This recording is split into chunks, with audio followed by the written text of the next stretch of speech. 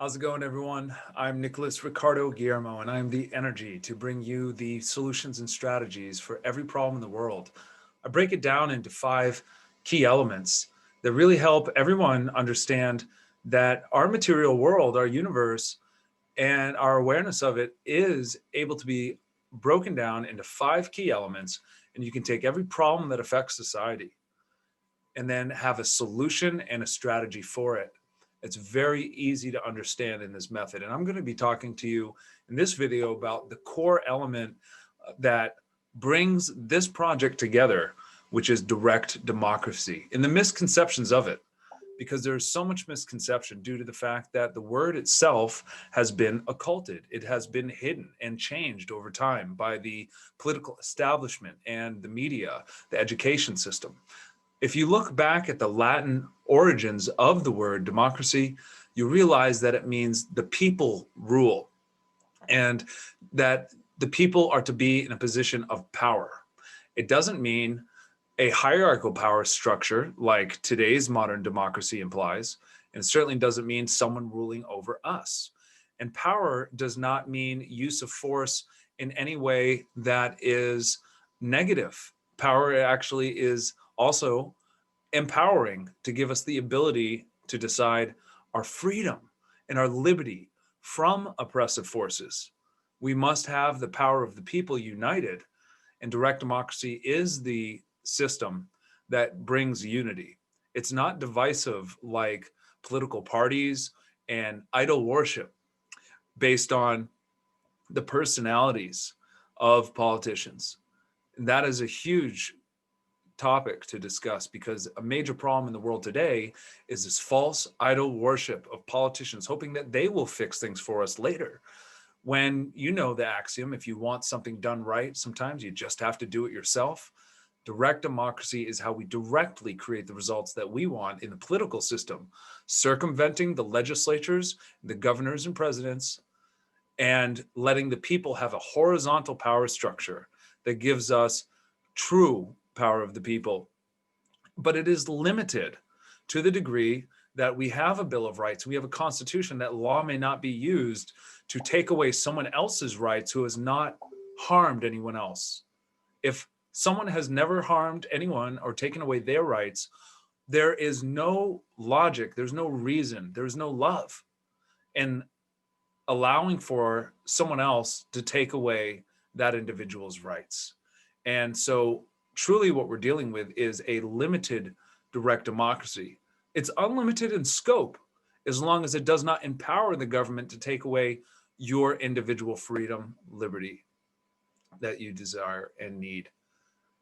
And justice will be prevailing with direct democracy because it is a checks and balances system with the government today. It's available all around the world, not everywhere, but it will be highly in demand when people realize the legacy political systems of hierarchical power structures no longer serve them. And that there is another type of power structure that does serve the people. Unlike partisan politics, where people force their political views inside a box to feel comfortable and situate with political ideologies, direct democracy is freedom. Because now we're dealing with issue specific topics. When we talk about direct democracy, we break things down to one topic at a time. And then we get to really have debate and dialogue over the facts related to that topic, rather than being divisive on which ruler is going to be our master. We don't need to have masters anymore. We don't need to have rulers. This has a lot more in common with the Latin origins of the word anarchy, because that means that there are no masters and no rulers. It does not mean no law, and it does not mean no guidelines. But at the end of the day, laws and guidelines have to be upheld, and justice must prevail to protect those innocent who do not have the ability to protect themselves. And as a society, we have responsibility to others, unlike anarchy. As a society, we take responsibility, and we must have a system that allows us to flourish and prosper to help those who cannot help themselves and do so in a responsible way.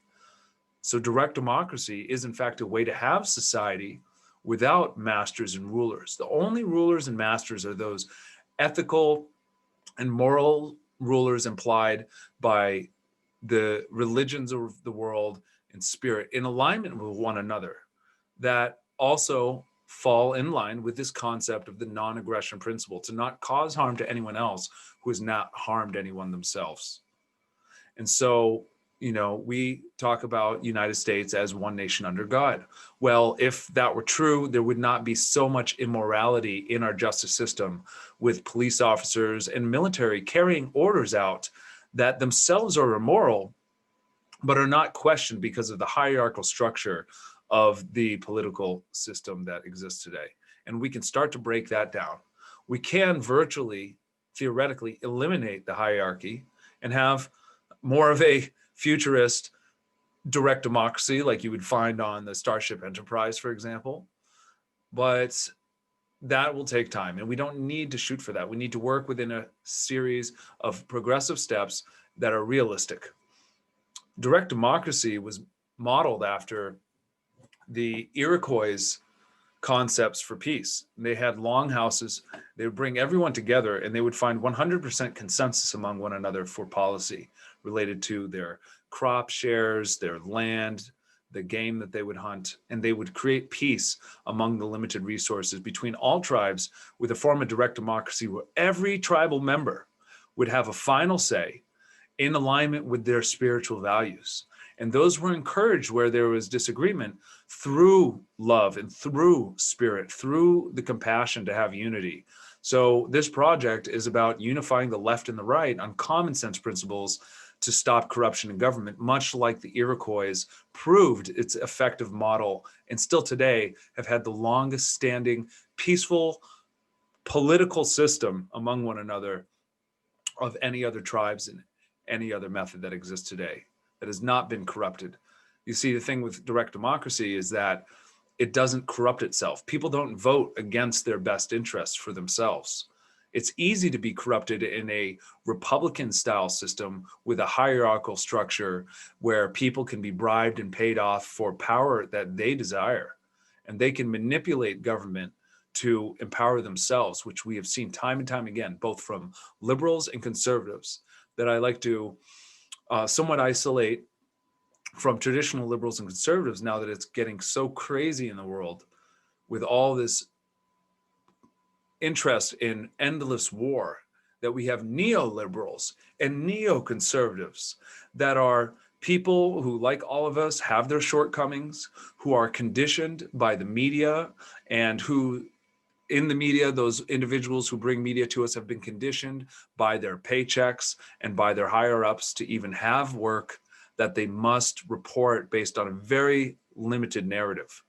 And it's not people's fault for being ignorant. Unless the truth is revealed and they seek to remain ignorant, then absolutely they are culpable. But we cannot blame, and we need to cease verbal violence as much as possible. I myself work on that every day, just as you can work on that and wanting to bridge the gap between people on the opposite side of the political spectrum or the apolitical spectrum, such as the anarchists, because we want to bring everyone together to finally unite and say no to the corruption. We can work out the partisan stuff later, but direct democracy is the tool, it's the mechanism, is the way to say no and have an effect. Because there are no waiting games for the courts and the legislature to play this out and stretch out how long it's going to take to create a solution. The very time it takes to elect a candidate, we the people could already have our policies on the ballot to change the laws that those candidates represent. And if any candidates would actually step up and represent the people and suggest that they will utilize direct democracy and encourage it and empower the people with it, and use e-democracy to have consensus born so they know how to represent their constituents, they will be the true leaders of the next generation, of the next stage in human potential. And that is where we're going with this. I myself am going to run as an e-democracy candidate, and I'm looking to recruit people all over the world who will do the same to create an international phenomenon that the people are fed up with hierarchical politics as usual because we are the ones who are supposed to be in control. This was never possible prior to the technology being available, but now it is available, and there's no excuse for not doing it other than apathy, other than arrogance. There's no excuses, and those aren't excuses either. But the thing is, we all have a choice to make. We can get involved and we can be the change we want to be, or we can leave it to the politicians and the hands of time to give us the results of the corrupt elites' plan. And I'm not going to sit back and watch the world get worse and not speak truth to power. I'm bringing this information to you so you can make an educated decision. I know that offends some people when it challenges them to think. This is not conservative in its original meaning of remaining to establish the old structures that be. I'm working on actually more of a progressive movement, like the original progressive movement was beginning from the progressive era in the United States, where people from the left and the right came together. And it wasn't this neoliberal liberalism of today that is more Marxist and socialist at all. It was very much in line with libertarian policies. If you look at the actual policies that they were working to unite behind, which was to say no to the Federal Reserve monetary system dominating the economy in their state with debt, much like Brexit is. And it was about sovereignty from the financial debt, okay? And it was also about saying no to the international trade deals that would have crushed their local economy brought by the railroads. The national trade deals by the railroads would have just destroyed North Dakota.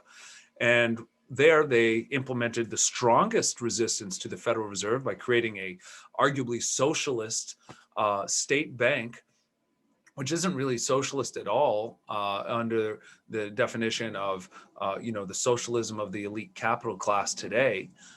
It was, really much more of a shared, democratically controlled banking system, not predicated off of debt from the Federal Reserve.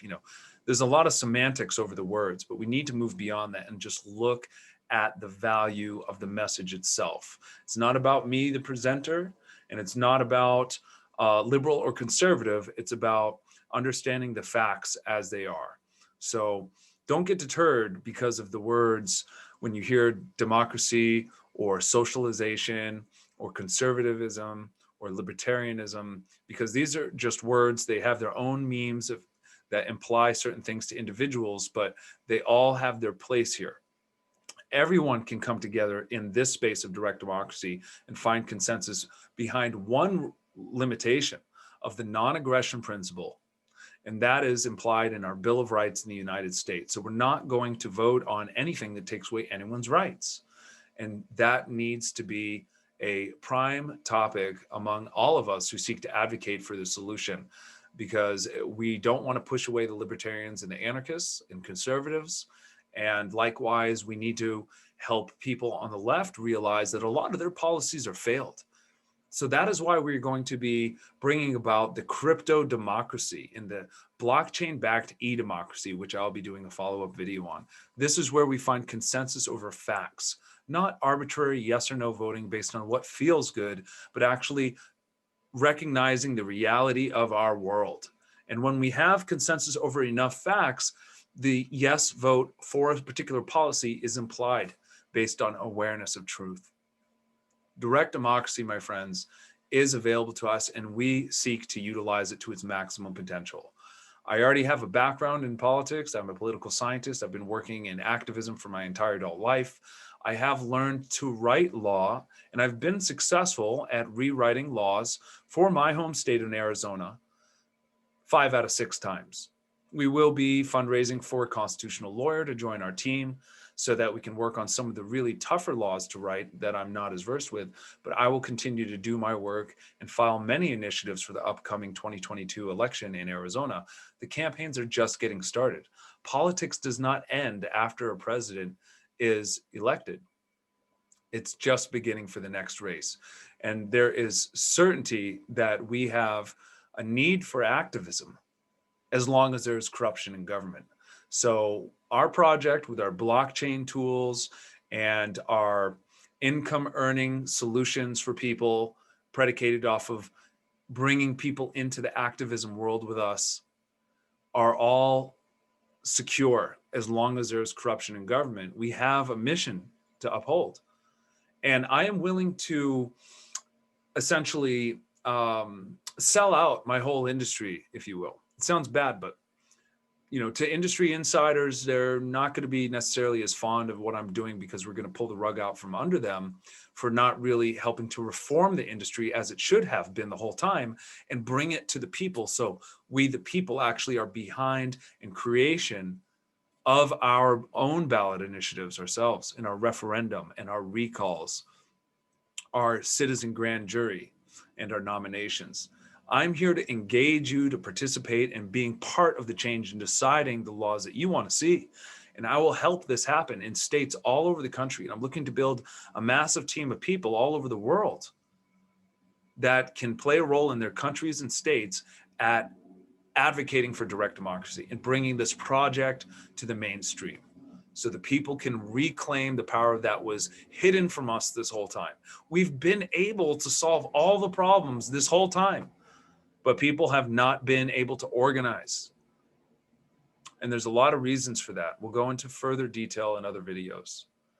But I just wanted to give you another glimpse at the big picture of that. We're here now for a reason. We're here to unite people behind direct democracy, which is decentralized governance for and by the people, which is in alignment with the founding fathers of this country that called for a complete abolishment of this current system when it failed to serve us. And that is what we are working to do, to alter and abolish. And we are the declarationists of this new era for the final evolution of society politically.